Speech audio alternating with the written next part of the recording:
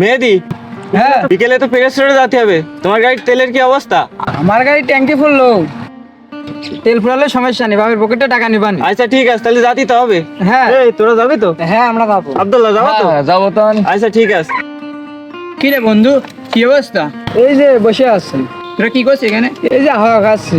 তোর তো আর হাওয়া খাওয়ার মতো অবস্থা নেই, সারা জীবনে সাইকেলই চালিয়ে গেলি। তোমার তলে কি দেখেছিস মোটর সাইকেল? এসব তো কিনতে পারবি না। তোর বাপের তো বলে খুব আছে, তারা কিনে।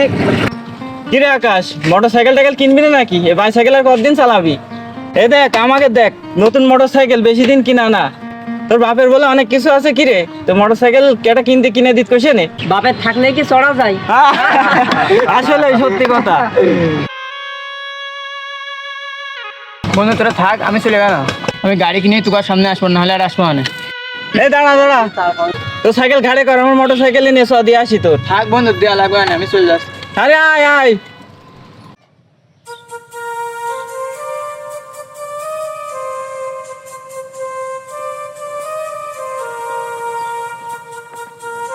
আব্বু, আব্বু, কি হলো মনি? একটু এদিকে সদিনি। এখানে নাই, সামাই আয় সামাই। কি আছে? আমার একটা মোটর সাইকেল লাগে। মোটর সাইকেল লাগবে? মোটর সাইকেল কি করবা? ওই যে কলেজে যাওয়া আসার জন্য লাগে। ও, কলেজে যাওয়া আসার জন্য মোটর সাইকেল লাগবে কেন? এরা মনে হলো কেন তোমার? আমার সব বন্ধুকে রয়েছে মোটর সাইকেল, আর সব বন্ধুরা মোটর সাইকেল আসা যাওয়া করে। সব বন্ধুদের মোটর সাইকেল রয়েছে, সব বন্ধুরা মোটর সাইকেলে আসা যাওয়া করে, তোমারও একটা মোটর সাইকেল লাগবে, তাই তো? আচ্ছা, বাজারে যে ওই পাড়া সানোয়ারের ছেলে শুভ তোমার সঙ্গে পড়ে না? সানোয়ার কি করে জানো? ওই তরকারি ব্যবসা করে। তরকারির দোকানদারি করে। তোমার রোল নাম্বার কত? 10। ওর তো মোটর সাইকেল নেই। ওর রোল নাম্বার কত? 2। কিন্তু আমি যে প্রতিদিন বিকেলে দেখি যে ওর বাপের দোকানেও তরকারির দোকানদারি করে, ওর তো খারাপ লাগে না? আমি তো তোমার সে কাজ করতে কইনি। ও মানে ওই যে ওই পাড়ার মুসলিমের ছেলে, ও কিসি চড়ে জানো? প্রাইভেট। প্রাইভেট গাড়িতে চড়ে। কিভাবে কিনলো? বড় চাকরি করে।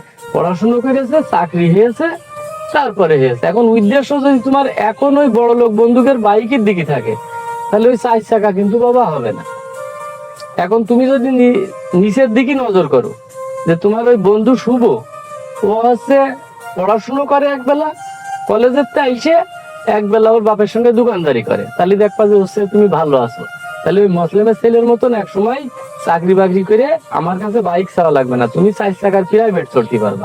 তাহলে এখন উদ্দেশ্যটা তোমার থাকতে হবে পড়াশুনো। কোন বন্ধু মোটর সাইকেলে বেড়াইলো, ওই ও নিয়ে তোমার ভাবার দরকার নেই, ঠিক আছে? আচ্ছা। তাহলে তুমি আজকে যে পড়াশোনা শুরু করবা, এমন উদ্দেশ্য থাকবে তোমার যে তুমি বড় হয়ে চাকরি পাইয়ে প্রাইভেট কিনে নিয়ে আমার সামনে চলে আসবা, ঠিক আছে? আচ্ছা আব্বু, আমার লাগবে না এখন। আচ্ছা বাপ, তাহলে তুমি বাড়িতে পড়াশোনা করো, হ্যাঁ? যাও, বাড়ি চলে যাও, ফোন খারাপ করার দরকার নেই।